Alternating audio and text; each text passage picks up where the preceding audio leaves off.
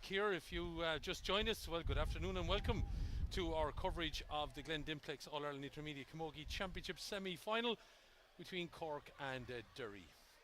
If you haven't been with us already, well, where have you been? Because we had an exciting encounter that saw Galway eventually defeat Meath by 3-9 to 2-8. That game right in the melting pot until Alwyn Rabbit scored a goal in 54 minutes.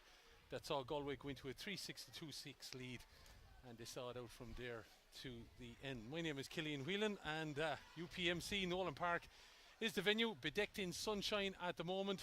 We did have a fall of rain at half time in the first game that really added a zip to the game in the second half, but thankfully I see rain falling out in the Clara direction at the moment, which is just off to my left hand side if we're looking at the pictures, but hopefully we won't have any more rain. It has dried up here on the pitch, so it still should give a little bit of zip as well, the pitch here in Nolan Park in fine fettle. So who will be joining Galway in Croke Park on the 7th of August? Will it be Cork? Will it be Derry? On commentary duty with me today is Elaine Aylward. And Elaine, this is a tough one to call because these two have gone head to head this year in the league. Cork won out by a couple of points, and then Derry brought them to Owenbeg and won in a bit of a classic up there. Yeah, exactly. Look, it's a real 50-50 call, I think, today. And look, if the last game showed us anything, is that favourites tags really doesn't mean anything either way. You know, on a semi-final day, it's the team that takes their opportunities and takes more of their opportunities that normally prevail. So look, Derry will be here confident from that performance in Owenbeg that they can match Cork, and you know, Cork were undefeated to that point, I think, going up to Owenbeg, so got a bit of a shock probably up there, and how they've reacted to that now will be seen in the next couple of minutes here. We'll wait and see. Referee today is Gavin Dunnigan of Dublin. He's helped out by Mike Ryan of Tipperary, Mike Flannery of Limerick, and Anya McCormack of Clare will be the fourth official. So we haven't heard of any late changes in the team, so quickly we'll just give you Cork. Stephanie Bosang of the Killa Club is in goal. Ashley Maloney of Corsi Rovers. Niamh O'Leary of Brian Dillon's, and Grania Hannon of Corsi Rovers make up the full back line. The half back line made up of Gillian O'Leary of Slieve Rua, Kate Kilcummins of Ballyhay, and Leanne O'Sullivan of Glen Rovers. At centre field it is Lauren Callanan of Glen Rovers and Rachel Harty, the vice captain of Ballyhay. Joanne Casey of Inishcara, Michelle Murphy of Blackrock, and Siobhan Hutchinson of Éire Óg make up the half forward line, and the full forward line make up of St Vincent's Lauren Homan, Hayley Ryan of Blackrock, and Cliona O'Callaghan of Newtown Shantram.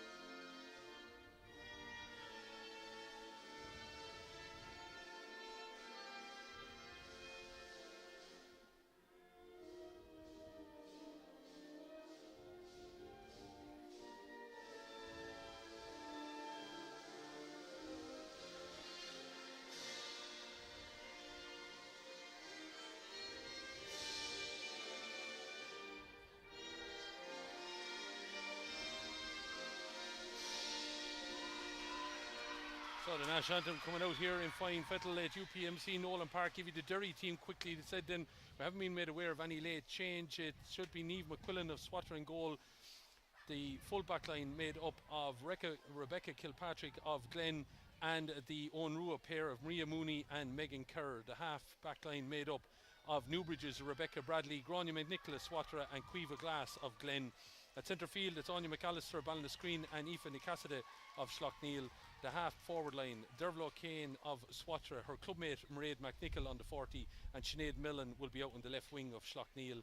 And then in the full forward line it's Aoife Shaw of Lavey, Shannon O'Doherty, the captain of Swatra, and Therese Millen of Schlockneil.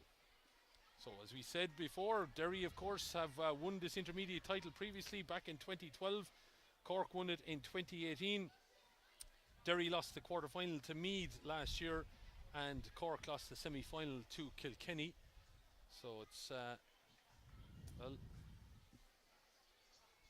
encounter here, of course, that we will look forward to as we get underway with referee Gavin Dunnigan. And it's Cork firstly to strike with Rachel Harty, the vice captain. Putting it up into the corner, but Derry have swept out there and covered that off. And Elaine, you know, Cork now are battling into that wind, and we saw what Galway were able to do into the wind. Both teams, in fact, what they did into the wind. Yeah, both teams in the first game seemed to play better into that breeze, so look, it'll be interesting from a Cork point of view. You'd imagine that whoever has the breeze would want to take full advantage of it, but at the same time, you know, to just keep that scoreboard ticking over, because as I said in the first game, both teams playing against it performed equally as well.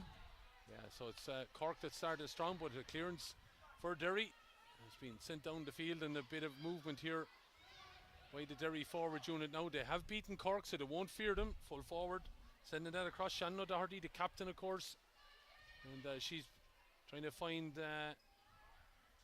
Sinead Mellon over there, but ball has been turned over, and it's Cork's centre midfielder Lauren Callan that sends that down. Finds Hayley Ryan, the Blackrock player who's had a significant enough scores within the championship so far. Cork just pulling that first thing, but ball breaks away. Of course, wouldn't where you currently reside, Elaine, I'd imagine Cork would be quite happy if they had both teams in the All-Ireland final, wouldn't they? Yeah, they'd be delighted to get a second team to Croke Park. You know, obviously the seniors there yesterday secured their passage into it, but look, this intermediate team is a separate entity, I suppose, and they've been building all year and, you know, forging their own characteristics, I suppose, and for them, look, they'd love to get up there and be up there with the seniors and make it a massive day of camogie in Cork. Ball played in there by Joanne Casey. Dangerous enough ball, but Derry looked like they had it under control, but spinning in Lauren Homan. Homan giving it back. Looks like overplayed a ball, was it? No, the referee says that there was a pull back on Homan originally, so Cleena O'Callaghan was thinking about lining up a shot. She got 4 goals against Kildare, so she knows where the back of the onion sack is. Yeah, and look, plenty of these Cork intermediate players, I suppose, are players that have experience at the senior level as well. You know, Lauren Homan there is on the senior panel for a couple of years. Joanne Casey has previously played senior, so, you know, they're all well versed in being in around the senior setup in Cork, I suppose, and playing at that standard, and all playing high standard of club camogie in Cork as well. So, you know, there'll be no strangers to this kind of a scene. No strangers at all, as taking that free, Joanne Casey puts the ball over the bar. Joanne got 13 points against Kildare, 8 of them were frees, so again a lady that has no problem over placed balls. And after 3 minutes here, as the opening score of the game, Cork looking to put down a marker against this Derry team that they played, of course, in round 4. They lost out up in Owenbeg, got 3 goals that day, but Derry hit them for 116 as this ball is played across, and Derry coming charging forward now. An opportunity for the equaliser, but they've pulled it to the left and wide there. Sinead Mellon with that wide. Of course, Sinead has won All-Ireland club titles, senior club titles with her club Schlockneal. She'll know all about the big occasions as well. And some of that experience, you would imagine, Elaine, will be quite vital with this Derry team. Yeah, and look, they have a little bit of possession at the moment here now, and that one's to the left and wide again. So look, reminiscent, I suppose, of what we saw from Meath in that first half. You know, Cork probably slight favourites today, and if Derry are to topple them, you feel they probably need to start taking their chances, and there's 2 relatively easy score opportunities that haven't gone over for them. Yeah, whatever it is about that goal down here at the Hebron Road end at the moment, it's well, it was the same in the first match. A lot of wides accumulated in that, but on the ball here now is the other Mellon that's on the team. Therese, of course, getting forward, settle on her left hand. She's popped that over the bar. I was right in line with it. Lovely score. And, you know, Derry have turned over the Cork puck out there on a couple of occasions, Elaine. They have, and they've got an overlap time and time again. Mairead McNichol had run inside really well from centre forward. She made a really strong run there if Therese Mellon had picked her out, but she was happy enough to go with her own score. And as I said, look, the fact that Derry are playing with that breeze now, if they can turn over a couple of the Cork puck outs, they'll be happy enough. Yeah, a few family members on the Derry team, the McNichols and the Mellons, and also on the subs bench, the McGills, as the shot comes in here from Mairead McNichol with the shot off. It's gone to the left and wide. They've pulled 3 wides all to the left at that goal, and they've all come, would you believe, from their half forward line. Yeah, but again, massive work from Aoife Cassidy back at left half back. Named at midfielder, has gone back left half back and is picking up Joanne Casey from Cork. So, you know, huge battle there, but what an addition it is to have Aoife Cassidy back on the team. She was a sub in their quarter final victory, but back on the field to play today. Strike coming off here now from their centre back Grania McNichol, and Grania has followed Mairead into the wide count there. Of course, Grania, one of 4 that were involved, of course, in that 2012 team. Maria Mooney, well, she, of course, won that All-Ireland title, disappeared on her travels for a few years and came back and is now back playing here as Derry overturned the puck out again, sending another shot, and they're not afraid to have a shot here, Elaine, but it's another wide for them. Yeah, they're not afraid to have a shot, but they want to try and get a few of them on target now in the next few minutes. And look, they've done really well on the Cork puck. Stephanie Bosang is looking out time and time again, looking for the options, but it's only Derry jerseys she's seen. So, you know, Derry really at the lion's share of possession now, but nothing on the scoreboard but that 1 point to show for it. I thought about Maria Mooney, of course, and Megan Kerr as well. They were part of the 2012 Grania McNichol and Aoife Cassidy. And of course, the 2 from Owenrua, they won an All-Ireland Junior title this year, as that ball is played back there.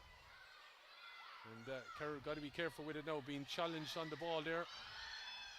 Looking to play it down the wing, but instead she goes into Aoife Cassidy and she plays it into the middle where it's taken very, very well indeed by Sinead Mellon, her clubmate, of course, from the famed Schlockneil club.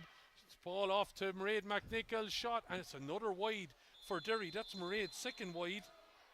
Yeah. And after 7 minutes of action, 1, 2, 3, 4, 5, 6, 6. 6 wides for Derry, yeah, and they've had all the possession, you know, and that was a really, really good build up all the way from Kerr at the back out to Nick Cassidy, out across the field to Mellon. Lovely crossfield ball, and you know, looked to be a really, really big build up, but they just haven't made a count on the score. And it's amazing to think that all the hurling Derry have done, and they're still only a point level with Cork. Yeah, point apiece. Derry have been the ones that attack. This is only, I think, Cork's second attack, and trying to get the ball in hand there, Lauren Homan. Homan has to go back at the second time of asking. Eventually spins inside the full-back Maria Mooney, settles on it and drives the ball over the bar. And that's the difference, Elaine.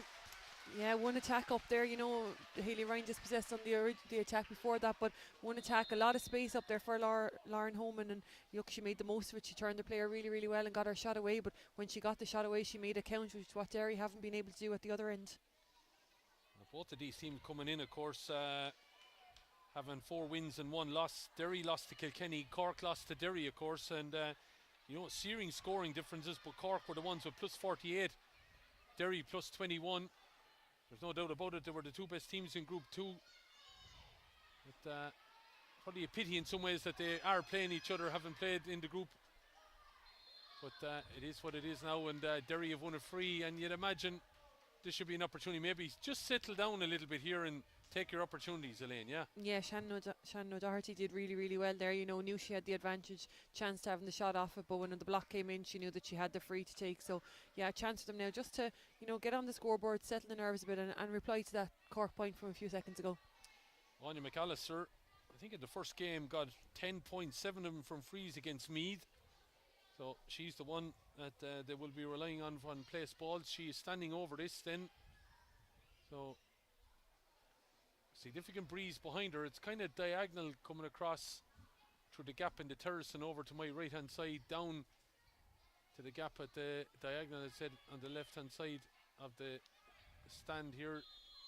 It's probably the newish enough stand here in UPMC Nolan Park. Ball is put in and it's put over the bar, and that probably will settle them down a little bit. Anya McAllister with that free. Yeah, and a big puck out now for Derry. You know, they've been really good so far on Stephanie Bosang's ones, and they've turned them over time and time again. So look, a big one for Stephanie, I suppose, to try and find a Cork hand with this one.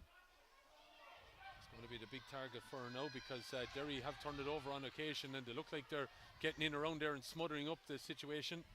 Aoife Shaw was trying to win that ball back there, but it's eventually Aisling Maloney, the Corsie Rovers club, eventually has to get a kick on this ball. And eventually Cork play it down the wing here. Full of running, wearing number 14, Hayley Ryan. Hayley, always good for a score in a game in the championship so far. Being held off that ball there by Grania McNichol, but it's Cork that burst away, and it's might be number 4 in her back, Grania Hannion, but she's trying to get forward here. Referee calling it back, pull of the jersey, and it's going to be a free in that Joanne Casey, I'd imagine, is going to be the one that will stand over it. Joanne has had, as we said, a significant scoring average in this championship. I don't think she scored less than 6 points in a game. She's just getting her line in and her eye. We're right behind it here. So John right on a good angle here on camera duty. Has a shot at this. It looks good. It's right over the black spot. It's over the bar. Good score from Joanne Casey. Second of the game. They lead 3-2 here. Yeah, really, really solid free taker, Joanne Casey. And as I said, another girl who would have spent time with the seniors, did a bit of travel and came back and has plied her trade with the intermediates, but from a really strong club and in Ascara as well. And the main reason why they've won the last couple of county titles in Cork. Aoife Cassidy was trying to find Cueva Glass there. Cueva, of course, of the Glen club, a cousin of Conor Glass, of course, that was involved with the Derry footballers.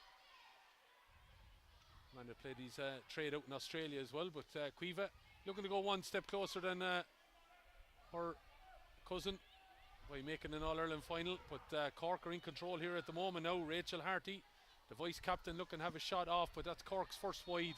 And probably she had more time than she thought she had. Yeah, probably a little bit guilty of a bit of overplaying around the middle of the field there, and eventually when the shot came it was probably a little bit rushed and probably wasn't the right opportunity to take the shot. But you know, Cork will be happy that they've just got their hands on a couple of balls out there now that they hadn't been doing for the first few minutes. Hook out by Niamh McQuillan makes it off the helmet, I think, of one of the Cork players there.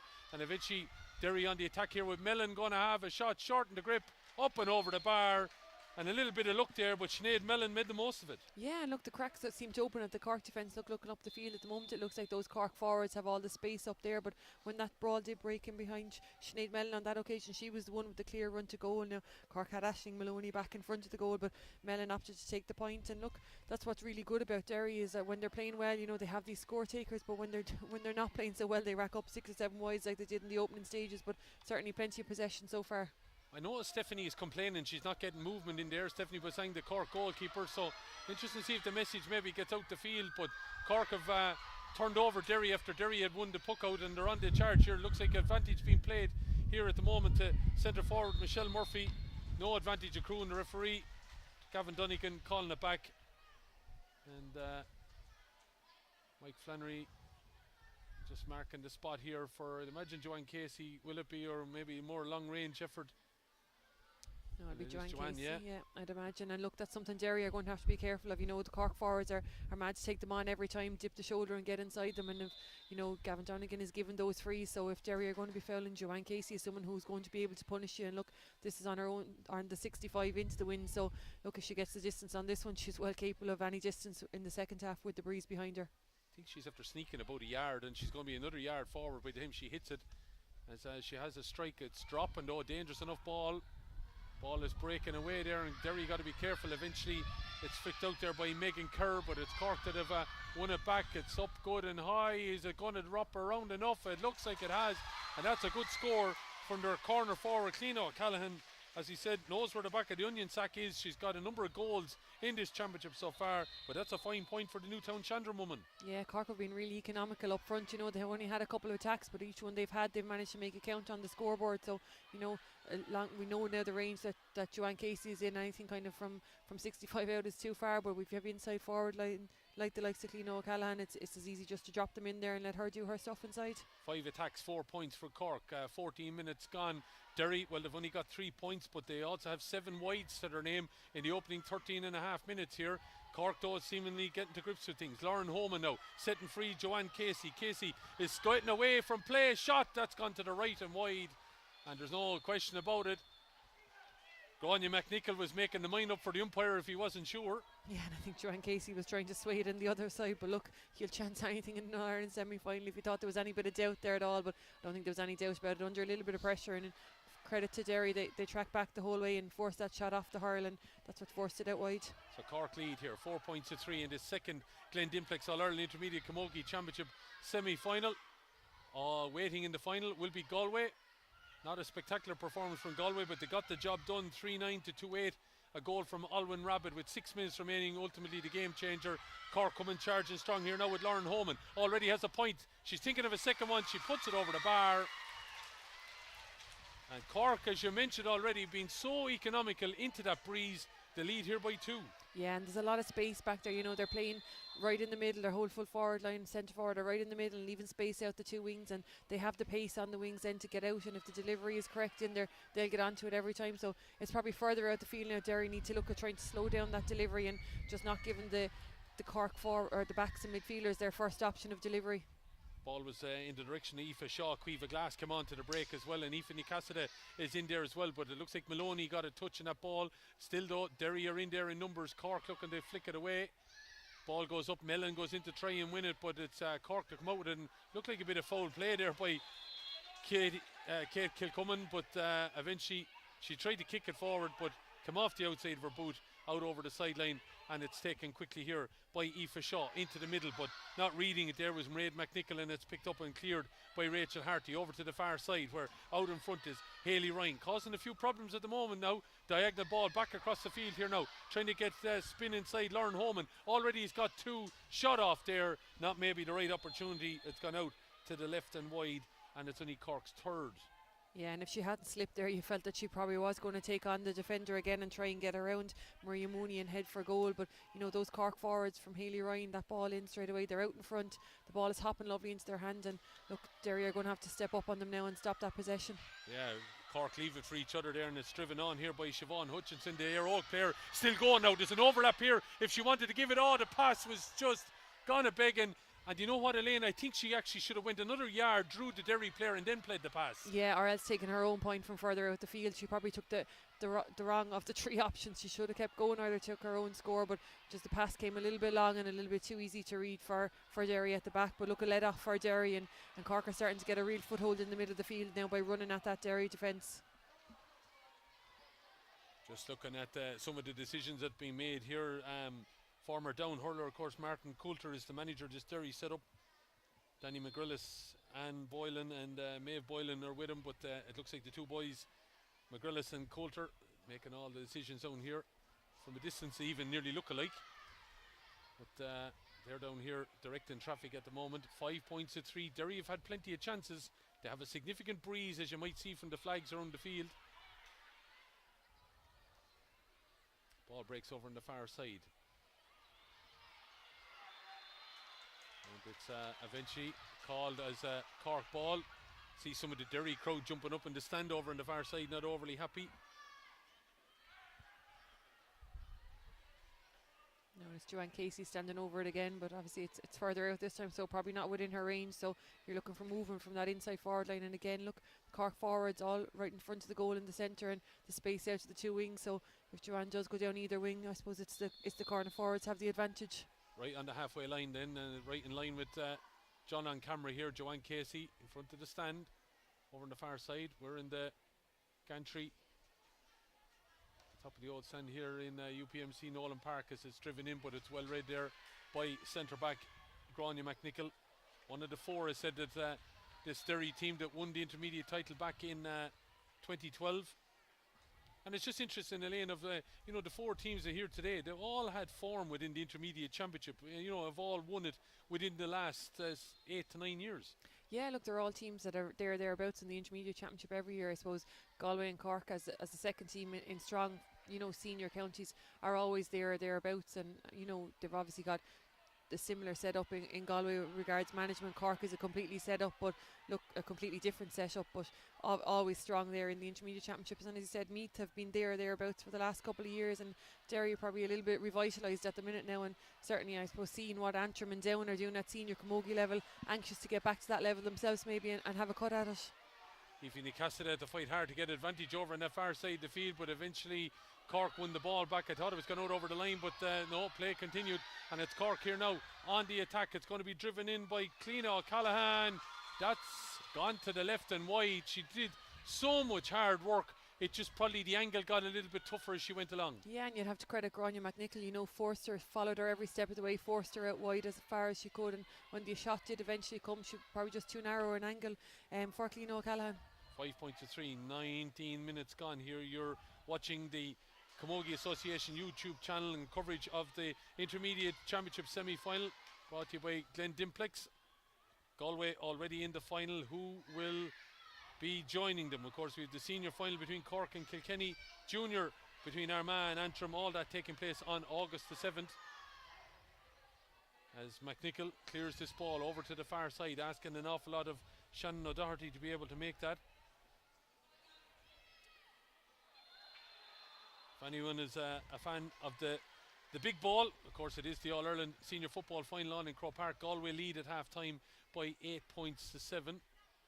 But here, I'm sure if you're tuned in and watching, you're concerned about Cork and Derry Camogie. And Derry have a free over on the far wing. It's a tough enough angle, but Anya McAllister, it's similar enough to the one that she's already converted. She has a fly shot. This puts it up good and high. I'd say it's on the back of the stand. Yeah, you hear it off the roof. And it's a point for Anya McAllister. She didn't spare the mustard on that one. No, absolutely not. And I don't know whether it was gone up that high to maybe put a bit of doubt into the umpire's head just in case it was anywhere near the post. But no, certainly up, and it was still lifting and rising as it went over the stand there and out into this triangle at the end of the goal there. But a super score for her, you know, and it just keeps Derry in touch. Someone's after picking up a slitter, I'd say, in the car park, but 5 points to 4. And McNichol driving forward now, diagonal ball in on top of the head here of Doherty. Might get a touch on it, she did, but it's fallen behind the two of them. Opportunity here now maybe for Anya McAllister, who's dead forward to have a shot off for Mellon. Ball comes back somehow into play, and eventually, would you believe, it goes wide.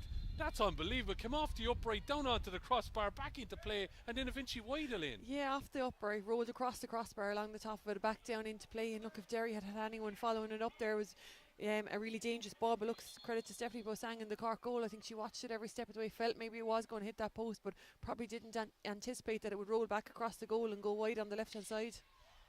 Unusual spin on that shot then from Sinead Mellon. As Cork come charging again. Playing the ball up along the wing and looking to come get on it there. Michelle Murphy, the Blackrock player. In the step inside, gets a shout from a woman with 14 in her back, Hayley Ryan, but she's a busy bee out there. And here's another busy one, Lauren Holman. Steps in on her left, puts the ball over the bar. And she did that very, very well, Elaine. The 2 points she's got so far have been off her right, and I think Aoife Cassidy was expecting her to do the same. Steps in on the left, shortens the grip over the bar. Yeah, she's ultra lovely dummy on that occasion. Aoife Cassidy knew the minute she had stepped past her that she was gone back onto her left hand side, and you know it was a super score, and she's causing a lot of trouble for Derry in that defence there. Speaking of Nick Cassidy, she's on the ball, pops the pass here to Aoife Shaw. Shaw down along to Derval O'Kane, but it's Cork that have turned it over here again, and Derry are finding it hard to get beyond the Cork half back line at the moment. Yeah, Rachel Harty's doing a lot of work around the middle of the field there. You know, she's dropping back a little bit deep, but she's picking up an awful lot of ball and setting Cork on a lot of attacks up front. And you know, Derry have had glimpses of it, but they really need to start bypassing that Cork half back line. Ball is over here then to this side. Let's see what works out of it here. Mellon was looking for it, also was Aoife Shaw, but it's Therese Mellon going to have a shot from distance. She's pulled it though to the left and wide, and while they haven't had a few wides now in the last couple of minutes, it's a fairly significant wide count in this first half, Elaine. Yeah, look, and again, that was probably a shot that wasn't really on, a little bit rushed, and sometimes with the breeze behind you, you tend to take these shots from out the field haphazardly, but probably could have done better to work that inside. Maybe I know she was out of the full forward line herself, but certainly could have played it across. There was options across the field. 8 wides by my count that Derry have had, so they've had enough attacks when they're 2 points down. Mellon inside, that's not a great ball, but it might bounce away from Stephanie Bosang. She's got to be careful here now, charging out, coming out, but ball could be robbed over there. Anya McAllister, good play by McAllister, holding up Bosang, coming out with that.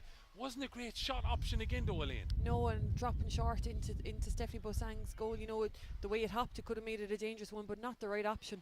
Here's a chance, so Sinead Mellon coming in. Will she flick it in? She went for that top corner. It's out for a 45. Bosang taking no chances there. And again, Derry wants to get beyond, I think, that half back line, are causing Cork a few problems. Yeah, they are, and they're able to play the ball across. You know, they seem to be able to break the tackle there when they get inside in that full forward line and seem to cause trouble for that Cork full back line. But like you said, it's to get over that Cork half back line and the midfielders who've dropped back a little bit. Obviously Cork looking to create the space up front for their lively forward, so they've crowded back the middle a bit. So as you said, Derry find it hard to get past that half forward line, but when they do, they are getting the shots away. So free then, 45 from Anya McAllister, dropping it in. It's tight to that left hand upright, and it's gone wide, and that's You can't be missing those chances, Elaine. No, not those ones. Those are the gimmies at this level. You know, at senior or at intermediate semi-final level. You know, it's a 45. It's dead straight in front of the goal, and it's got the wind behind you. So look, I said it in the first game, and I said it again. You know, the day you're going to beat the favourites, which Cork are probably slightly favourites here today, you need to take every opportunity, and Derry haven't done that so far. 9 wides for Derry, and here's the number 9 for Cork coming forward. Rachel Harty driving it in, but she's driven it to the left and wide. I was bigging her up there for an opportunity there, but with 25 minutes gone, Cork continue to lead by 6 points to 4. Ball to this side of the field now, looking for Aoife Shaw, but it's stealing in and winning it there. Joanne Casey thinking about shortening the grip, having a shot, but she's pulled it to the right and wide, and as we said, the Malays is now starting to hit both of them. Yeah, absolutely. You know, and again, like, it was an ambitious enough shot down the sideline under a little bit of pressure. Did really well to win it from the Derry puck out initially, but probably better to play it across the field. You know, you had Cleona O'Callaghan and Laura Holman inside, both of whom are on fire in there today. So you want to get them on ball, and if it's not a nailed on opportunity, then play it in, keep it in play, and give your inside line a chance. Lauren Callaghan trying to get this ball down along the wing, and Hayley Ryan diverts it back inside, looking for Cleona O'Callaghan, but the ball has been taken away from her. The Derry defence though just a little bit unsure. Got to be careful now and mind this ball as they're coming out, driving out with it here now. Rebecca Fitzpatrick looking to play the ball diagonally across then. Derry looking try to set exposed the Cork defence inside, but Derry were fouling, says referee Gavin Dunnigan. It said helped out today by Mike Ryan, Mike Flannery and Anya McCormack. Yeah, and it's not often the forward or the back wins those frees. Often the forward tends to get the benefit of the doubt there, but I think Gavin Dunnigan was correct on that occasion. I think a little bit of holding from that dropping ball as Derry tried to get their hands on it. Spoken like any good defender. A tall defender. I always got stung for it. But Derry anyway, turn it over here. 6 points to 4, 27 minutes gone, and it's a sideline ball for Derry over on that side. Again, you would be thinking, you know, it's actually gone along similar lines to the first game, hasn't it? Yeah, really. I was just actually going to check back on the notes to see what the score was at halftime in the other game. I know we'd had the goal from Meath, but a similar enough pattern, you know. Derry started really, really well and suddenly had 6 wides racked up, I suppose, before they got a chance to even breathe. But Cork then got themselves back into it and have been shooting points. And, you know, when it looked like Cork were going to kick on, then again, they were the ones that had the plague of wides at the other end, and it's really gone tit for tat from there. Yeah, and there's a plague of wides that's set in among both of them. That's 2 on Derry's side and then 2 for Cork that have bounced along here now. We haven't had a score in a while, but we have had opportunities. 6-4 then as Cork send it down along the wing now, but it looks like getting across there is Rebecca Fitzpatrick. Rebecca, of course, was part of the Glen team that won an Ulster title this year. So just thinking of Derry Camogie as a whole, Elaine, you know, everything that obviously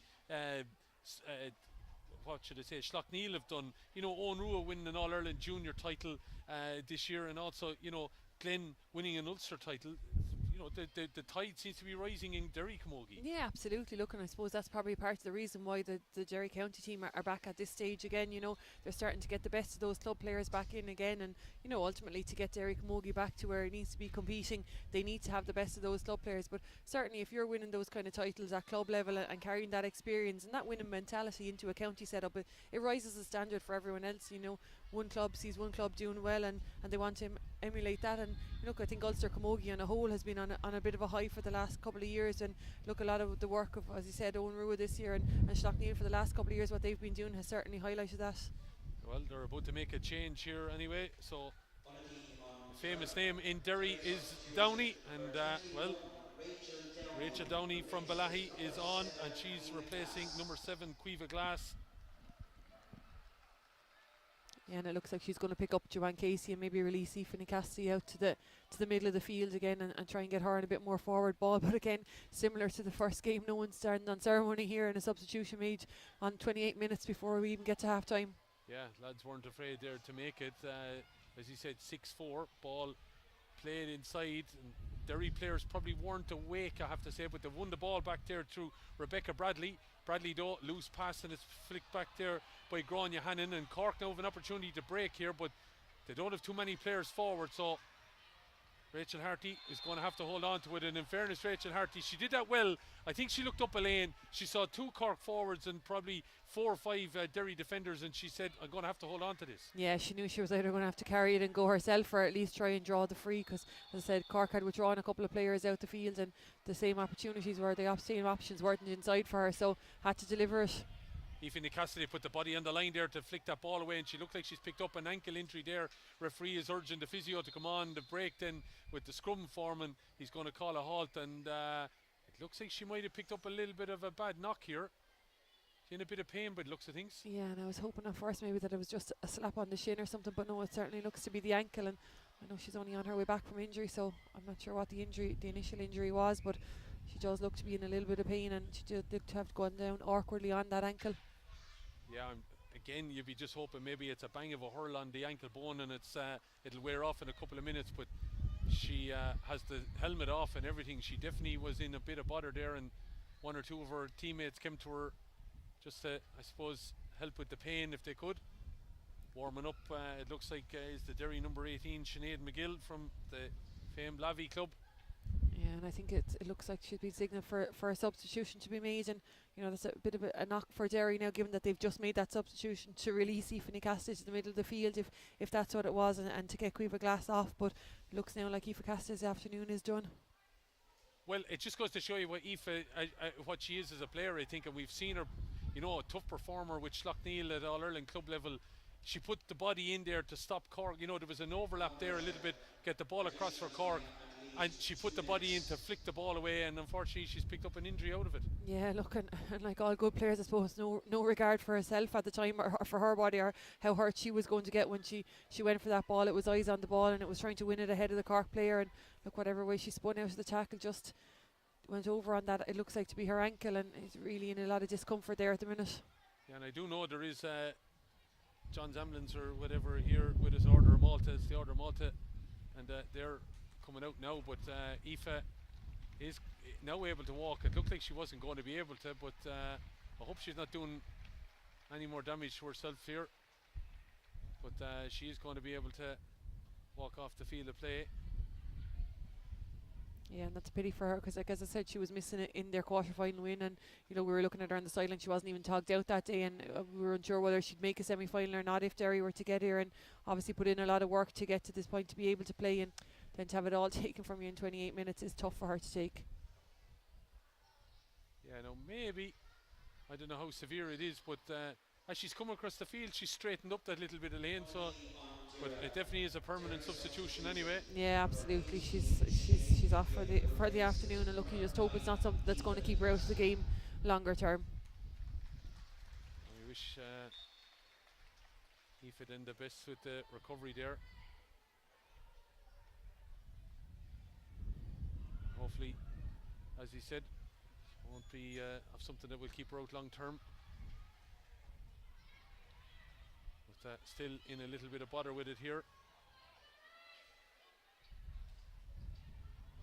Whether it's ligament now or something, just looking at the way she was holding her foot there. Yeah, look, sometimes something like that can be something that will lift a team, and you know, if Derry are going to have a half-time talk where they need a little bit of motivation, look, the motivation now is to do for Aoife Cassidy, who obviously, you know, worked so hard to get back into the team and to get herself back fit to take a starting place today, and you know, she needs to be the motivation for them now, maybe from half-time on. Yeah, she's very, very disappointed down here below us. And we wish her well as we focus back on the game. There's going to be a little bit of additional time because of that stoppage. 6 points to 4 remains, and I nearly forget the last time we had a score, Elaine. Yeah, it's been a white count since that last score, but look, a chance now again, I suppose. Derry just getting a little bit sloppy coming up to half time, a little bit of sloppy fouling, I suppose, and look, this one is far enough out, but it will be played into the danger zone, and you know, you do see the movement of the likes of Hayley Ryan inside. Yeah, the last score was from Homan, and it was a fantastic score indeed from Lauren Homan as she spun inside on her left, but Derry have rejected that latest effort from Cork, and it's down along the far side. And both teams have been guilty of being a little bit sloppy, but it looks like this is going to be a Cork sideline ball that Harty is going to take. Rachel Harty, the vice captain of this Cork team. Of course, the captain is Finola Neville. And Finola not tagged out here, I don't think, today, listed as number 30 in the the panel, but the referee decides he's seen enough, call a halt on it, and at half time, as they head to the dressing rooms, Cork lead here by 6 points to 4, and you'd have to say, Elaine, huge burst to the game. Derry, I think, at 6 wides in the opening 7 minutes with a couple of points. Cork then eventually got to grip and, were more economical going forward. But realistically, the last 10 minutes, very little to write about, isn't there? Yeah, absolutely. Look, I think Derry had 6 wides on the board before Cork even got a chance to breathe out there, and it's a pity for them that they couldn't have converted even half of those chances, and they certainly would have put themselves in a really good position going in at half time. As it is, they've played with the breeze and they're going in 2 points down, having only scored 4 points. Look, from their point of view, I suppose, when they defeated Cork earlier in the year up in Newbeg, Cork scored 3 goals. They haven't scored 3 goals today. They haven't scored any goal, haven't really had a shot on the goal, but their inside forward line have looked threatening, but equally have Derry's at the far end. And look, I suppose it's both around the middle of the field and both sets of half-backs and midfielders that have really been dominant at the minute, and the inside forward line, as threatening as they've looked, none of them have really caught fire yet, and they haven't converted those chances. So look, probably from a Cork point of view, a little bit more economical with the possession they have, and Derry will be disappointed that they couldn't do more with their possession. Yeah, the Derry management couldn't wait to get in off the field. I see the Cork management are having a big confab around the halfway line there about things. I wonder what's going through their head. They can't, either team management, be happy with the use of possession, definitely in the last quarter. No, definitely not. Look, I suppose for at 15 minutes you would have said that, yeah, Cork would be happy enough. They had 5 attacks, they got 4 points out, but they've been doing relatively well. And as I said, a lot of movement inside, and they seem to be able to create a lot of space. But look, from there on in, Derry kind of shut them down and forced them out, forced them to make the wrong decisions time and time again. And from Derry's point of view, look, they had all that possession and they didn't take the right option on so many occasions, and ultimately I think that's why they find themselves 2 points down. But look, we saw in the first game that the breeze had no real impact on the second game, and it was actually Meath that came out and tore into it against the breeze. So look, Derry will be looking for a similar second half performance, and Cork, I think, will just be looking to push on maybe and try and get a little bit more ball into that full forward line and try and create maybe a couple of goal scoring opportunities. So here at half time it is Cork that lead by 6 points to 4. Derry already having lost 2 other players, one tactical, one unfortunately through injury. We hope Ifini Cassidy won't be too long term, but Derry need to shake things up at the start of the second half, you'd imagine, because Cork are answering an awful lot of whatever they throw at them at the moment. They lead here then at half time in this Glen Dimplex All-Ireland Intermediate Camogie Championship semi-final by 6 points to 4. Rejoin us shortly.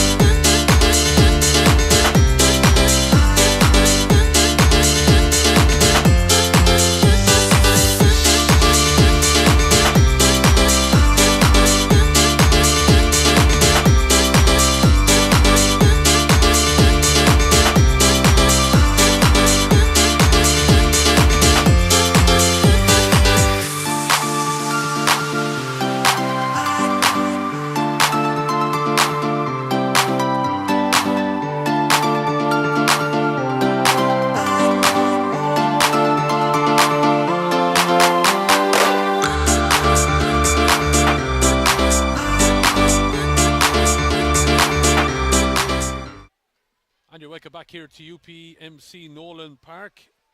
And it is the Glen Dimplex All-Ireland Intermediate Camogie Championship semi-final between Cork and Derry. Cork lead by 2 points for the right to play Galway in the final on the 7th of August in Croke Park. That's going to be some day of action. The senior, Cork and Kilkenny. The intermediate, it'll be Galway against Cork or Derry, and the Premier Junior, Armagh versus Antrim. Cork out in the field. Here come Derry, and half an hour of action ahead to the side. Elaine, from what you've seen, but probably we can make a call on it here, because we've seen in the first match the win means nothing. No, absolutely not. And look, I think sometimes with the type of forwards that Cork have, enjoying that space and running into that space, the breeze is not a huge advantage, because they want the ball in short into the forwards and they want to be able to run at it. But I suppose the only thing it will do is it might allow that Cork half backline to deliver the ball that little bit quicker in, and to stop Derry maybe getting the numbers back to try and crowd the inside forward line. But look, from the first half it did look maybe like Cork had the livelier forwards, but for the first couple of attacks they had, they certainly were livelier on the scoreboard. But then I said that play go wide seemed to befall them as well. So look, I suppose similar to the first game, it's going to be the team that can capitalise now and have the least errors. Well, we'll wait and see how the next while plays out then. Maybe go against the needful. Of course, you see the number 18 jersey there of Sinead McGill. She came on just before half time for Aoife Nicasida.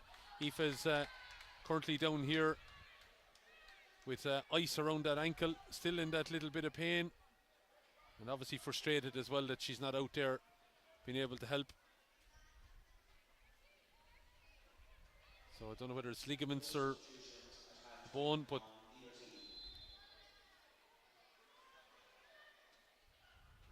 Cork still as they were at the start of this game, and have a free now from Anya McAllister. Dropping this in and dropping it. It looks like a nod from the umpire over the bar, and it looks like this game is going to go the exact same way as the other one. You play better against the wind. Yeah, it seems to be that way. And look, Anya McAllister has been really strong on those couple of frees. So just as Joanne Casey is on the Cork side, so look, any error is going to be punished by the free taker. So 6 points to 5. Derry have a significant wide count though from that first half. Shot 7 wides in the opening 12 minutes, which seems a bit bizarre, but no question about it. They had an attack every minute of that first bit, and just didn't make use of it as Cork played this ball down, and that's a bit of a wasteful pass inside, looking for the run there of Clean O'Callaghan, and it's down as a wide. Yeah, you could see the idea. The idea was good. The run was made, but I suppose just a little bit too much spin on the ball. And I think the puck out there just shows the strength of that breeze and how hard Derry are going to have to work now to get it out of their own defence. Niamh McQuillan got a ball though over towards Rebecca Bradley. She tried to find Anya McAllister. McAllister's trying to win this ball back, but it's Aisling Maloney that looks like has dug out the Courcey Rovers player.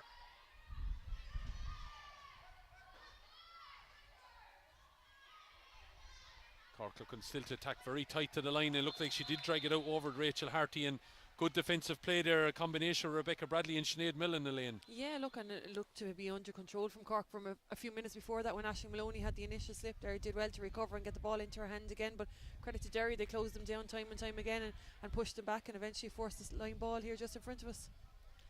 Cork injury at the moment. 6 points to 5, and it's just lacking a little bit of tempo. It'll be interesting to see now how the next few minutes play out as it keeps getting tighter. Nerves obviously play a part in this, and a right to play in Croke Park.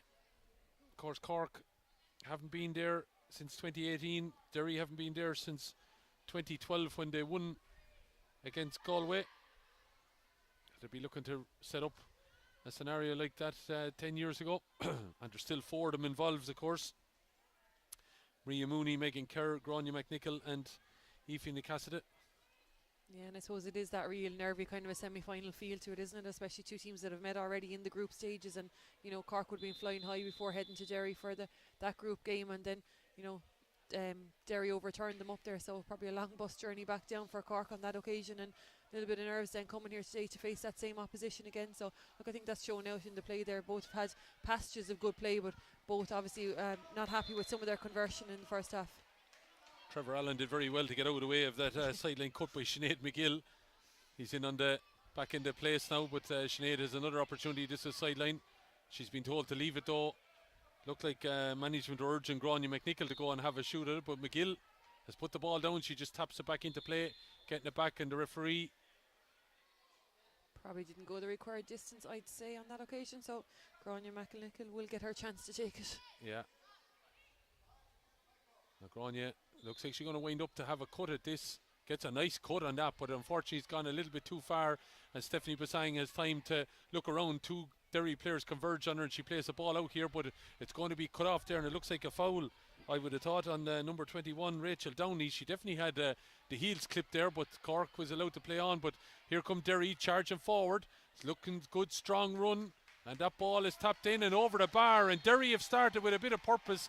And I'd say, I talked about the hairdryer in the first game that was mentioned in Croke Park last night, and maybe Coulter used a bit of the hairdryer there, as that's a fine score from Shannon O'Doherty. Yeah, look, and a super score, super run, a bit of a sloppy clearance from Cork, I suppose, found herself. But to be fair, the options weren't really there. Cork had committed a lot of bodies back and had only, I think, 2 players inside the Derry 65 on that occasion when the line ball was being taken from Derry, and a super line ball from Grania McNichol. She's going to get a chance for it again, and that really set Derry on the attack. But we felt at half time, Elaine, when you look at it, that Derry had enough chances in that first half they should have been ahead at half time. Yeah, absolutely. Look, we spoke about the white count. I think was at 8 or 9. Maybe if they'd taken half them, they'd have been ahead, and probably deserving so. You couldn't have faulted them. But look, they're really tearing into the second half, and Shannon O'Doherty now is out on the half line from full forward, and she's already had a bit of an impact here. Oh, this ball might break here. There's a bit of an overlap and a chance for Mairead McNichol if she settles on it, but she's been smothered by 2 Cork players, and the ball has gone out to the left and wide. You'd have to give great credit there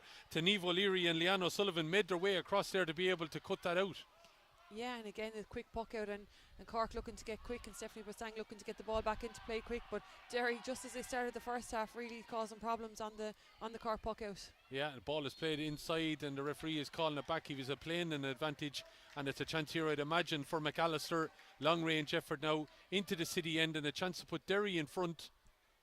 And Derry have never been in front of this game, even though they've chased it on an opportunity. Yeah, and it's the Cork puck out there, even with the wind. Stephanie Basang again just failing to find a Cork player, I suppose, and Derry really stepping up on their players and not allowing them to go short on any of the puck outs. So look, she's looking to restart quickly from any dead ball she can, but credit to Derry, as I said, they're stepping up on them. They're not giving Cork the opportunity, because we've seen if Cork do get the chance, they will run at you. But that's gone up good and high. It's dropping right on the edge of the square. It's a flick. Dangerous ball there. That could have went anywhere, and it's still on the ground. Derry getting in, converging on it. Ball is literally just meters from the line, trying to get in there. It could be anybody. I think there's all sorts of kicks and boots and hooshes and everything like that. Referee decides he's going to throw the ball up, I think. Or has he called a free in? He's actually called a free in. So he obviously felt that a Cork player must have lay on the slitter there inside the small square. He made that shout on it though, so it's a chance for Derry to go in front, but anything could have happened there, Elaine. Absolutely. Aoife Shaw did really well, I think, to get a connection, or half a connection even, on that dropping free from Anya McAllister, and I think it was a boot of Aisling Maloney's, maybe, or a heel of her boot that stopped it going up, but it didn't go too far. It spun onto the ground there, and whatever's happened now, there's a lot of Cork players around the goalkeeper there and around the goalie, and the referee has gone in to consult with his umpires. He has signalled for a free in, but remains to be seen if that'll remain the decision when he comes back out. I think he's just gone in to get a bit of rehydration, but Cork have a player down at the moment, just being tended to by their physio.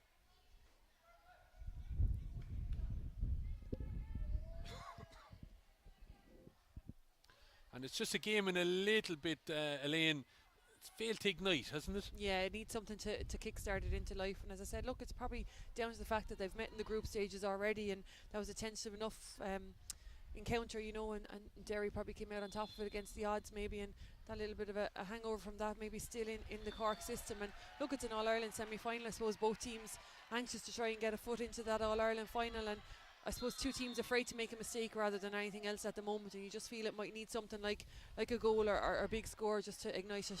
Well, there might be it, because Derry lead for the first time in this game by 7 points to 6, and the ball has been turned over now by Dervla O'Kane, the Swatter player, sending it in long, but there's two three Cork players there, and it's a lovely bit of skill to be able to get it clear. But Derry are on to it again and coming charging forward. Is a lady that's really come out with a bit of purpose is their captain Shannon O'Doherty. Ball being played in long, but it's cut out there now by Cork's Leanne O'Sullivan. Bit of pep and a drive in this game maybe now all of a sudden. Lauren Callan looking around her, plays a nice little ball over this side of the field. We haven't seen too much of the ball on this side in this game overall, and wasn't able to keep it in there was Gillian O'Leary, and it's going to be a sideline ball for Derry, and it's going to be taken by Grania McNichol.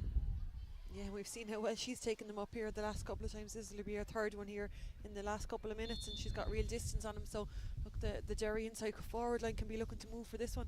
If you're interested in the big ball, it looks like maybe Kerry have kicked for home with 7 minutes remaining. They lead by 2 in the All-Ireland Senior Football Final, but we're not worrying too much no more about this. Who will make the final in Croke Park on August the 7th? It's a good bit of a run there by Anya McAllister. Ball is in there! That could have went anywhere. The Cork players were appealing for a wide very, very quickly, and I thought the ball was still in play, but eventually it went out wide. Missed chance for Derry, do you think, Elaine? Yeah, and I think the Derry players were appealing for a penalty, and look, I've seen them give them for softer. You know, they did really, really well. Anya McAllister took on her player, got inside and did really, really well to deliver the ball, and it was in Derry hand going in, and the shot maybe came a little bit too soon, and Cork got away with it. And Cork are down the far end now, and be interested to see there's a bit of an overlap here. One-on-one shot opportunity. Good step around there by Lauren Homan. She hit the crossbar, I think, didn't she? And it was going to be a free out anyway. She was blown for overcarrying, and the Derry player down on the ground at the far end. So a couple of moments there, and look, it was very nearly a replica of the first game sliding doors moment. Chance for Derry at one end, right down the field. A chance for Cork, and look, I think is it Maria Mooney is on the ground. Yeah. Maria Mooney, of course, who was part of that famed 2012 team, went away on her travels. I believe work as well brought her to Madrid, I think it was, and she's talking about coming back and winning, obviously, an All-Ireland club title with Owen Rua this year. And she's now down receiving that little bit of attention. Yeah, but Cork will be disappointed. They should have made that one count. Yeah. You know, once Hayley Ryan got around over there, got the super ball across into Lauren Holman. I suppose she did what she thought was the right thing by trying to take it around Eve McQuillan. Credit to her, she came out quick off her line there and forced Lauren Holman to take maybe just the extra step or two to try and get around her, but just as the shot was going away, even it hit the crossbar and bounced back out. So, you know, Derry certainly off the hook, Cork off the hook at one end a few seconds ago, and Derry certainly off it at this end now. So if they can get away with Maria Mooney uninjured and are able to resume play, you know, I think that'll be a real let off for them. So Galway have actually levelled things up into the closing stages there. That game could be going down the way of a replay between Kerry and Galway in the football. But here at the moment it's Derry who've come out, and you'd have to say you'd be impressed by the start to the second half, Elaine. It's been a game that really has failed to ignite, but Derry have come out against the wind, have got 3 points since the start of the second half. Yeah, look, and I suppose they had a similar enough start in the first half. They were really, really buzzing up there in that first half, had 6 or 7 shots off before Cork got a chance to breathe, but unfortunately for Derry they were all wide. So, you know, on this occasion they've been able to make them count up front, and Cork now with the sub line warming up below us. I think it's Caitlin Hickey. So look, they're trying to ring the change, I suppose, and just try and bring a bit of something new into this game and try and ignite it for them. Eve McQuillan put Megan Kerr under a little bit of pressure there, but they eventually got the ball clear, but it's been sent back now here by Joanne Casey. Ball has gone overlap there, but it's McNichol as wins it, but she's luckily she got a tug on the arm there, but the referee has given nothing. Ball is on the ground, a bit of a scrum starting to form now, and all of a sudden, you know, players, nervous tension, everything like that, Elaine, it's kind of getting to the point now, you know, make a mistake and it could be a game changer. Yeah, absolutely. There's something big going to happen, or the game needs something big to happen, and whether that's a free call against you or for you, or whether it's a slip of a player and a chance or a ball off a crossbar like we just saw a second ago from Cork at that end, you know, the game needs something big now, and at the moment it looks like Derry might be the ones to produce it. Yeah, Derry are all of a sudden came out of that ruck somehow, winning that ball. Sinead Mellon looking to pop the pass. It goes over the head a little bit, but Mairead McNichol, every sinew of her body to get that ball in her hand, has a shot at the goal, but she's driven it to the right and wide. And if Derry lose this game, Elaine, it has to come back to the wide count. Yeah, they're going to have to look at it. And again, look, that was probably a chance that they turned Cork over at the far end, got up the field and had made the passes, and just the final finish just didn't quite match the build up. And you know, that's not the first time that they've done that. I have 12 wides for Derry. So Michelle Murphy has been called ashore. Just Michelle not being able to really get on some of the scoring attributes. She's had a fine championship up to today, but she's been replaced there by number 18, Caitlin Hickey from Blackrock. And the Cork management looking for somebody to drive them on here, and it's Siobhan Hutchinson now, the old player out in front. She's 2 players in front of her, but elects to go with a diagonal ball over the head here for Gillian O'Leary to run on to. O'Leary has to spin around. She goes back on her left looking to get away from Sinead Mellon. Mellon did very well there. Cork probably thinking that they should have had a free, but referee elects that it was an overplay of the ball. And Derry have lived on the edge on occasion, Elaine, but they're getting some of the rub of the green here at the moment. Yeah, and look, forcing Cork, I suppose, into those decisions. Gillian O'Leary be disappointed. The correct ball there was probably the ball back out to Caitlin Hickey just on the field, but she was the one probably in the better position to take it. And look, when you hesitate that little bit, just force the overcarry again and the free for Derry. Hutchison has really grown into this game. She gave it to Hannon, and Hannon plays it forward here towards Lauren Holman. Got 3 points in that first half. Oh, lovely ball into the middle is an advantage to Cork here. Shot going to come off. A shot at nothing maybe from Caitlin Hickey. Dropping it in. Dangerous ball. Has to be batted away by Niamh McQuillan. Advantage is gone, so it's all ready to play. And Maria Mooney sends this ball forward now. Dropping in around the halfway line. Ball breaks, and it might work out here for Gillian O'Leary. O'Leary playing the ball out here now to Hutchinson. Hutchinson, here's a shout from Grania Hannon and gives it back to the Courtesy Rovers player, but she takes her eye off the ball and it drops out of her hands. Derry players swarm all over, but Joanne Casey's in there to play that ball back, and it's back to Ashley Maloney. Ball down along the same line, but it wasn't really the ball diagonally. I think it would have worked better. Stepping out with it here now, Rebecca Fitzpatrick steps away from the attentions there of Clean O'Callaghan. Nice ball down along the wing here, but letting it out over her head there was Rachel Downey, but the referee says there was a foul committed on her as the ball was played forward, and it's going to be called back for a free. Derry are in front. Cork look like they're just lacking a few ideas of how to get beyond this Derry defence at the moment. Yeah, I looked in a second ago there with Trevor Coleman and just had his head in his hands. I suppose he just probably doesn't really know what he needs to do down there at the moment. As I said, they just can't spark into life, and it's Derry that are bringing the real fight. Oh, here we go. There's an overlap opportunity here now with the sub that's on. Caitlin Hickey looking to get forward. She gets by 2 players. Caitlin Hickey still going, looking to put it on the end of the hurl. That's a fine score. Caitlin Hickey made that all of her own, but she was big time helped out by Hayley Ryan. Yeah, and it was the run of Hayley Ryan, I suppose, that pulled the Derry defenders with her, that opened up that space for Caitlin Hickey, and confident enough to pop it over the Derry defender's head and get on the run again. And that's a super score, super equalising score, and you just feel Cork feel like they might just kick on now. Yeah, well, that's their first score of the second half. They led 6 points to 4 at half time. Derry come out and went ahead at 7 points to 6, and now Cork have got level, trying to drive on here now with Lauren Holman. Got 3 fine scores in the first half, but she's pulled that out to the right, and that goes down as a wide. Cork have started to mount up the wide count as well, and it's still very much in the melting pot. Yeah, look, it's one that's going to go right to the wire, I'd imagine. And look, Lauren Holman has been really lively inside for Cork and probably starved a little bit of possession here in that first half, but being picked up by Maria Mooney as well, so that's no mean task for her. But just, I suppose, the strong breeze is starting to play a little bit of an impact, and Derry struggling just to get their puck out outside their own half back line. Cork have hit the front, or Kerry I should say, have hit the front now just in injury time. They lead by 2, 18 points to 16. The football as the ball breaks at the far end, but it's well picked up by Maria Mooney. She looking to play this ball out. Of course, Galway are in the final, and who will be joining them in the battle for the Jack McGrath Cup on the 7th of August. Will it be Cork? Will it be Derry? At the moment, well, it could go either way. Will we be seeing extra time possibly? We saw extra time in 2 periods of it in Tullamore yesterday in the cracking encounter between Antrim and Clare, but have to say at the moment Maria Mooney is directing that full backline back there, and thou shall not pass is the motto. Yeah, she's been really, really solid back there, and as I said, she's picking up either Hayley Ryan or Lauren Holman, depending on who's in around her, so no mean task on her own, but she really is directing proceedings there and pushing the Cork, or that Derry defence out in front of her. A really long clearance there from Grania McNichol just relieved a little bit of pressure from Derry there at the minute, and a chance for them now to kick on again. And look, they've been really economical in this second half.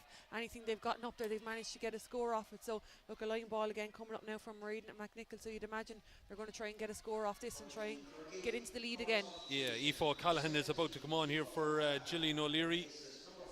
So here old woman for Slieve Rua woman, and Derry play on though. Ball down into the corner where Aoife Shaw, here's the shout back from McAllister's 4 points, all from place balls, crossfield ball, that will be some score, but no, the umpire's watching it, and would you believe, somehow it came back into play. It must have been the wind, and Cork going to clear over on that far side with their number 15, Cleena O'Callaghan, down along the wing, but nobody home there except Grania McNichol, looking to get beyond the lady that's levelled the game up here, Hickey. Come on, Caitlin Hickey. Advantage being played to Derry. Ball is dropping in. Dangerous ball in the hand. Opportunity to kick. It's a goal. It's a goal for Derry. Lovely ball held up on the wind. I think it would have been a penalty as well, because surely it was Therese Mellon that was pulled back, or sorry, Aoife Shaw that was pulled back there. She let the ball drop to her foot, and as she was falling back, booted it to the back of the net. That could be a game changer. Yeah, and she's the one that had the chance at the half a shot for a penalty earlier on. She had got that ball into her hand again, but on that occasion it was a super run from Grania McNichol back at centre back, took on Caitlin Hickey, got around her, delivered that long ball in, and what a hand from Aoife Shaw inside the edge of the square to win that one. And when she couldn't get the hurl free, and like you said, I think Gavin Donegan was heading in there. I think we were going to have a penalty if she hadn't got the kick to it, but got the boot to it, and what a rocket of a goal to the top of the net. And look, this is the last questions now of Cork, and it gives Derry the chance to push on. Roisin Cassidy is in from Balahi for Maria Mooney. So Maria looks like she's limping a little bit as she comes off here, but she's had some performance here. Going to be interesting to see now. Would Cork go for the juggler here? There's still plenty of time, of course. Lauren Holman looking to get forward. Advantage being played, says the referee. It looks like we're going to have our first booking of the game. And I don't think, if my memory serves me right, we had a booking at all here today. So this would be the first one in both matches. Yeah, and I don't think there's any doubt about this one or any question marks. That was a real thou shalt not pass, and Maria Mooney mightn't be on the field, but her replacement certainly has the same mantra. There was no way that Cork were getting in there for a run. Roisin Nacasta happy to take the yellow card on that occasion. So Roisin Cassidy has got the yellow card there. And that comes just literally seconds after she came in. Her first job was to stop the movement of Lauren Holman. So a chance for Joanne Casey. This would only be Cork's second point, and she puts that ball over the bar. And Elaine, I don't think we can explain it, but for some reason, you know, with the breeze, teams haven't played well with it. No, not in any of the two games today. We'd have to say, look, we're probably a little bit critical of Meath in the first game that they didn't make more use of the breeze, but they certainly came out in the second half and showed what they're capable of. And similar to Derry here today, you know, had the breeze in the first half and racked up a rack of wides rather than any big significant score, but obviously into it with, I don't know whether it's the ball holding up who's given their inside forwards a better chance, but certainly they seem to have been ignited, and maybe it's the half-time talks, maybe it's nothing to do with the breeze. Maybe so. But I have to say, Niamh McQuillan's puckouts have been phenomenal into that breeze. Landing that one on the Cork 65. Scrum formed, and it's Derry. They're looking to get on the ball. It fell out of the hands of Rebecca Bradley. Derval O'Kane still trying to battle away there with Aoife O'Callaghan to win that ball. It looks like Cork, though, are going to break away with it with their number 8, Lauren Canlon, the Glen Rovers player, looking to get through two Derry players. Lofting this ball in. It's dropping in. It's a dangerous ball. Batted away by McQuillan. Referee says, though, he was playing an advantage. Going to be a free. And Joanne Casey, well, the way that she hits these should be bread and water to her. Yeah, and look, I suppose that's the real sting gone out of the Derry goal straight away, isn't it? 2 quick points right away after it, and Cork will find themselves straight back in the hunt again. So, you know, a good response to them, and maybe that goal on the 50th minute was what this game needed, just to try and ignite it a little bit.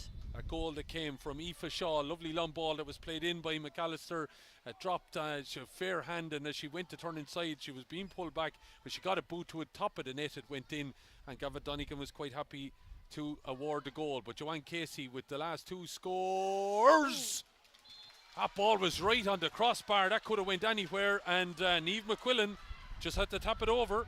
Yeah, had to be really alert to it, and maybe had snuck a little bit off the line there, whether Joanne Casey spotted it or not, but certainly kept it low, and with that breeze behind her it was travelling, and Niamh McQuillan was lucky to get the hurl to it and tap it and get it over that crossbar. Last 2 scores from Joanne Casey, then from frees after the goal that was scored by Aoife Shaw, has this game in the melting pot, 1-7-9, but it's a good take there by McAllister, finding her full forward, Shannon O'Doherty, her captain. Lovely pass back to McAllister, shot, it's over the bar. That was some move, and there could have been a goal chance there. Yeah, and that's what you call a response, right up the field from the pocket, won it really well. Super ball across to Shannon O'Doherty, who's had a real influence on this game since she's come out to the half forward line, and as you said, had the overlap there, but Anya McAllister got on the end of it and happy to take her point. First point from play for her, she said. 5 points in all. Anya McAllister, 7 minutes remaining.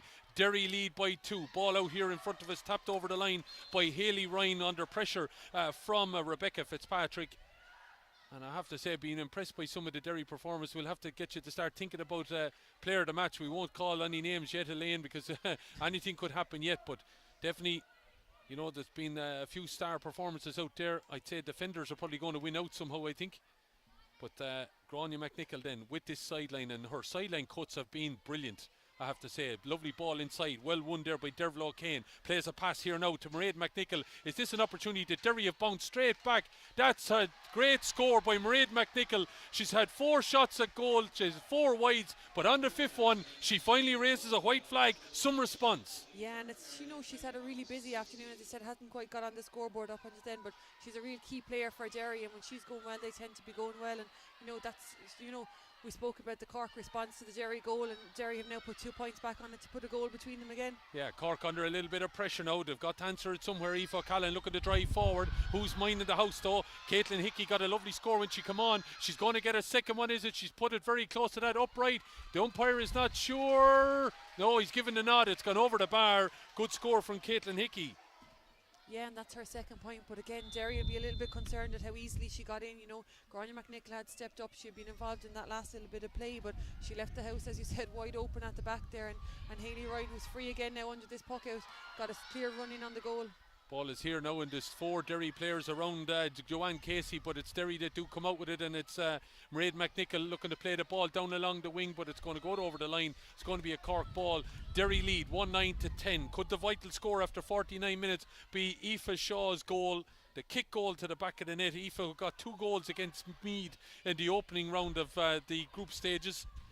Could that goal be sending Derry back to Croke Park 10 years after they won the intermediate title? Would you believe it? Against Galway. Galway, who wait in the final. This lady though might have a thing to say. Clean O'Callaghan dropping it in. Dangerous ball. McQuillan's got to be careful. Comes out and gets it. Turns into a bit of trouble. Pops the pass though out here towards Rebecca Kirkpatrick.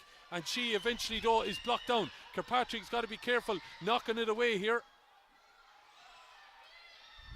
Playing it inside.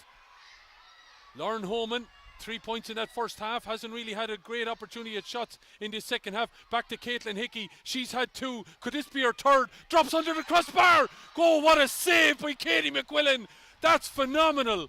Batted the ball down through her body right in front of the Cork attacker, and surely has prevented Cork getting a goal here to go in front. Yeah, you would have had odds on Hayley Ryan getting in there and getting a foot to it, or kick to it, or a body on it over the line. And in fairness to Niamh McQuillan, she's been really, really lively on that goal today, but has been batting down a couple of them. Had nobody in on top for a lot of them, but Hayley Ryan obviously alert to it on that occasion, and McQuillan had to be really, really strong again. But Derry will be disappointed. They had that ball under control. They should have, you know, from the initial shot in, McQuillan had dealt well with it, popped a little hand pass out to Rebecca Kirkpatrick, but they just couldn't clear their lines, and it gave the opportunity to Cork. And look, they had to be strong there. A big call coming up from Gavin Donegan here now as to whether he's going to give the 45 or whether he's giving a free out. So with 3 minutes remaining, Cork making a substitution. Rachel O'Shea from Carrigaline is in for Cleena O'Callaghan, the Newtown Chandron player, being called ashore. Looks like Derry are getting ready to make a couple of subs as well. Looks like the 2 Lavey players, Maria Rafferty and Niamh Cribben, are warming up. Of course, Niamh Cribben would be the goalkeeper if Niamh McQuillan isn't up, but she's up and she's putting the helmet back on. But bravery beyond bravery. And to let you know that Kerry are the All-Ireland football champions. They defeated Galway. Took them a while to get to grips with Galway, but they did in the last 10 minutes have won by 4 points, by 20 points to 16. But who will be joining Galway in the intermediate final for the Jack McGrath Cup on the 7th of August? Derry lead by 2. Joanne Casey has this 45 after an incredible save by Niamh McQuillan. Casey with 4 points to her name so far. 45, drills it high and handsome and over the bar with the wind behind her, and it's right in the melting pot again, Elaine. Yeah, absolutely. And Joanne Casey knew straight away once she'd hit that ball that it was heading over the crossbar. She was already gone back into her left half forward position, and Derry now with a substitution. I think just both sets of management maybe just trying to find that little extra inch just to get them over the line. Yeah, and it looks like Therese Mellon is the one that's going to be replaced by Maria Rafferty. So start thinking about your player of the match there now, keeping it in line. Elaine, because anything could still happen here as this ball breaks with Lauren Canlon looking to drive forward now. 1-9 to 11. Will she get the leveller? Lauren Canlon with the shot. Ball is dropped in, but it's gone to the right and wide. And just at the last moment, she was probably reaching for it, and that probably just took away some of the direction. Yeah, look, and she probably had a couple of runners coming off her shoulder. I know Caitlin Hickey was there as well, so she probably, could have maybe popped it up on that occasion, but a huge puck out coming out. Now, as you said, 58 and a half minutes on the clock, and Derry a point up, Cork looking, chasing that equaliser. So ball is pucked out by McQuillan, who made that excellent save as the ball is knocked down, and tough shoulder there, Rebecca Kirkpatrick putting it in there on Hayley Ryan, but the ball breaks, and driving forward here there's the captain Shannon O'Doherty, giving it now to Sinead Mellon, right in the melting pot it is here. 1-9 to 11, driving on to it, O'Doherty, shot off, it wasn't a great one, it's gone out to the right and wide, and you would have felt if she taps that over the bar, Elaine, puts a bit of pressure on Cork. Yeah, it certainly would have, eased Derry woes a little bit. I suppose it would have put a 2 point in it, a dangerous lead, but I'd prefer to be 2 up now than having to defend this 1 point lead like they're going to have to now, having conceded the puck out to Aisling Maloney. Maloney now coming down the far side, 2 Derry players go in around her, and it's flicked off there by Rebecca Bradley, so holding up the play. But Derry now got to be careful. They only lead by 1. Cork looking to drive forward here. What will the additional time be played by Gavin Donican? There was a bit of stoppage. Can't imagine it'll be as much as it was in the first half as Cork played his sideline ball down into the corner. It's a dangerous ball now, 4-on-4 here. Derry got to be careful to go back and try to mind the house. Ball is flicked down, looks like it was the substitute there, the number 18 Sinead McGill. Cork have turned it back over. Ball is inside now. Burke was maybe looking to, or Casey I should say, to get onto it, but Derry have turned that ball over. It's going to drop now and keeping an eye on it. Anya McAllister falls down around her feet. She's not been helped out too quickly here as Grania Hannon is in there to try and disrupt it. Bit of a scrum forward. Gavin Donican not far away, allowing the play to continue. Looks like Derry might have it in their hand though. They lead by 1-9 to 11 points. Derry looking to roll back the years. 10 years since they were in the final when they won it against Galway. Looking to drive on. 4 minutes of additional time as the ball is sent in by Mairead McNichol. It's not a great effort though, and Derry have hit the last 2 wides, Elaine. Yeah, the plague of wides coming back to haunt Derry again. Really super win by Anya McAllister in the middle of the field initially, and great vision to pick out the run of Mairead McNichol inside, but her finish then just didn't quite match it, and Cork win the puck out again and go on the attack. Roisin Cassidy is on a yellow card, but she went in hard to try and win that ball again as Caitlin Hickey has got 2 fine points since she came on. Tries to find the ball over on the far side. It's Rachel O'Shea going to have a long shot from distance, dropping it in and dropping it over the bar. And what could Derry haven't been able to do at the other end, she has. It's a level game right in the pot here now with 3 minutes to go. Yeah, and Caitlin Hickey has had some influence on this game since she's come in.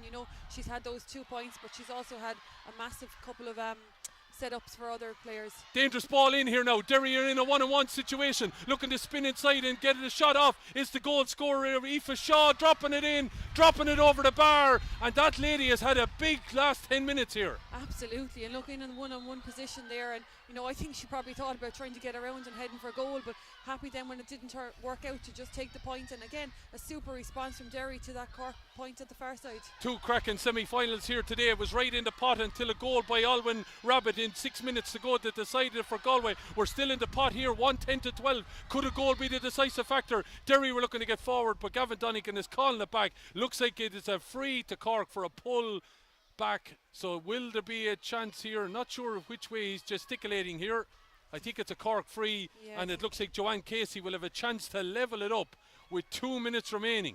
Yeah, I think Kate Kilcommons again had made a strong run forward, and look, I thought she was probably on the verge for a 4th or 5th step when the foul was committed, and a chance for Joanne Casey, and as I said, put over a similar one a few minutes ago, and Grania McNichol will be alert on the line, but I'd imagine Joanne will put this one over, and it's up to Derry then to provide a response in the last couple of minutes. Here she goes then, about 55 metres out, driving it towards that black spot, up and over the bar. She's a fair free taker, there's no question about it. She's had 6 place balls here, and 4 of them have come in the last 10 minutes, and she's put them all over at vital stages here. Yeah, she's a superb free taker, but she's a really experienced player as well, and well able to manage the emotion of the occasion as well, and here she is from play. Next score wins, you would feel here, Elaine.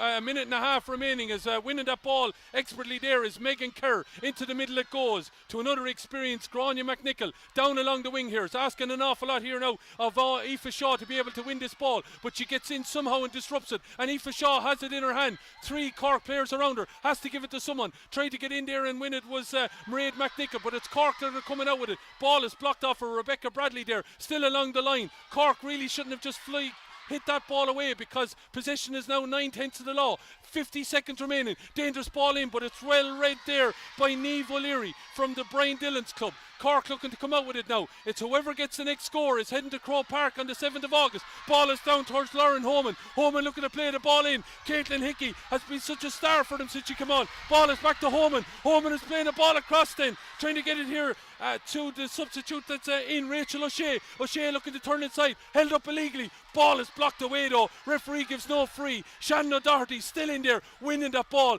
Cork had 3 attempts to get the leveller there, or the winner I think. Eventually a free has been awarded. It's an advantage of being given. Ball is sent in. It's gone out to the left and wide. Referee is calling it back, and Elaine, this is surely the match winner here. You'd imagine so, and you'd imagine Cork had it in their hands 3 times there. I thought, maybe Lauren Homan was going to take the initial shot.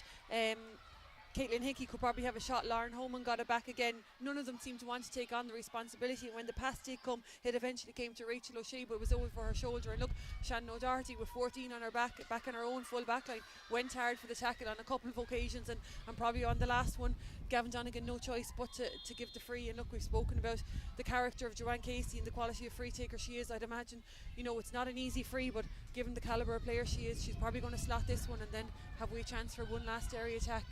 So Cork haven't been in the lead too often in this second half as this ball is played by Casey towards that upright. The umpire's going for the flag. She's put it over the bar, and it's Joanne Casey being the match winner here for Cork. They lead 14 points to 110. Last opportunity. Will Gavin Donegan give Derry that chance? Ball is out to the middle. They've got to get the ball in hand. Cork have knocked it out over the sideline. One last chance maybe. He still isn't going for the whistle. 65 minutes gone here. Oh, terrible ball by Derry, given away. Cork looking to get forward, but Kirkpatrick comes across and wins this ball. Donegan is still thinking about it. Ball is goes out over the line off a Cork hurl. Gavin Donegan looking at his 2 watches here. There isn't much time. Grania McNichol has to get this ball, but there's no Derry jersey in an attacking position at the moment. Yeah, look, and it's the last line ball that she should have been taking. A little bit of lack of composure from Derry. They needed her on that ball. They needed to get it up into the attack, and look, Cork. And there it is. Cork have done it right at the end.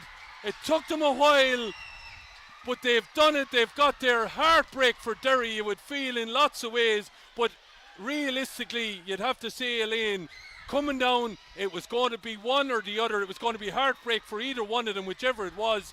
And you'd have to credit Joanne Casey in the last 10 minutes. She had a big play. Yeah, she absolutely did. And look, it's heartbreak for Derry. They've done all the hurling in that game. The 13 wides, I think I've counted, that they had over the course of the year has absolutely come back to haunt them. They had chances time and time again, and it looked, when they got that goal in the 50th minute of Aoife Shaw, it looked like they might have kicked on from there again. But look, credit to Cork and the calibre of players they have, the experience, I suppose, and I mentioned it, a lot of them have played at senior level. They've been involved with senior panels. They've been in Croke Park on All-Ireland final day with both intermediates and seniors, and I think ultimately that belief. And look, you'd have to say Caitlin Hickey coming in off the bench, she got 2 points of her own, but she created a lot of scores up front as well. But overall, I think, wasn't it the experience and just the absolute renowned free taking of Joanne Casey and being able to manage the emotions to slot that last point over that was ultimately the difference. Yeah, ultimately the difference, and I suppose she is probably in the running for our player of the match, is she? Yeah, she is our player of the match. Look, I think it was a fairly even performance all over from a lot of the Cork girls. They were all equally, and similar to the first game. A lot of the subs that came in had as big an impact as some of the players who had it. And at times, look, Lauren Homan up front at 3 points in the first half. She was influential. Katie Kilcummins had a great game at centre back, and Aisling Maloney swept really well there. But overall, I just think for her dependency, and as I said, the free taking, and look, any day that you score 7 points out of out of a score of 14, you know, and ultimately the winning match score, I think you're probably deserving of the player of the match. Yeah, well, considering that 5 of them came in the last 10 minutes, realistically, when that game, you know, she really started to ask questions of Derry after they gone into a 3-point lead at 1-9 to 9 points. It was all Joanne Casey from there to the end, and as you said, having the bravery and everything to step up to some of those and put them over the bar, and really the one that won the game, ultimately, you'd have to credit Joanne Casey. But, you know, a word for Derry here, Elaine. You feel for them, you know, that opening 10 minutes of the game, 7 wides, you know, with the 3 points that they scored. So attack every minute of the first 10 minutes, but you know, that wide count ultimately came back to haunt them. Yeah, attack every minute of the first 10 minutes and still only have a point on the scoreboard at the end of it, and ultimately that's what did come back to haunt them. You know, they had a massive second half there, and if they'd been anywhere, like they could have been well ahead of Cork at half time. If they'd even scored half those points, they would have been up, and you know, we might have seen a different half from Cork maybe, but certainly for the amount of possession that Derry had over the course of the year, they probably deserved to have more than 110 on the scoreboard, and they probably deserved to get a victory out today. Yeah, they really ultimately played well. They caused Cork all sorts of problems up in Owen Beg, a right cracking game in the group stages. This was a game that struggled to ignite, and then, by God, the last quarter it really came to life, didn't it? Yeah, look, we were deprived of scores for a long time. I suppose it was a wide count fest is what we were at here for a long time, but when it did come to life, it was up and down the field at ferocious pace, and there was some brilliant sideline taken here in front of us. There was some brilliant free taken on display, and look, some gallant defending from both sides as well. Superb display of goalkeeping from Niamh McQuillan in the Derry goal, and look, you'd have to say that the loss of Aoife Cassidy early in the first half obviously had a big impact on it. You know, Derry had made a change before that, obviously trying to tactically to get the team where they wanted to get them set up, but you know, losing Aoife Cassidy so soon after that as well obviously had a huge impact on them, and you know, her loss will be felt on any team, let alone on the Derry team. They really needed a big game from her today, so you know, if she had been there coming down the home straight, who knows, but certainly a gallant performance from Derry, and they'll be very disappointed to have left this one behind them.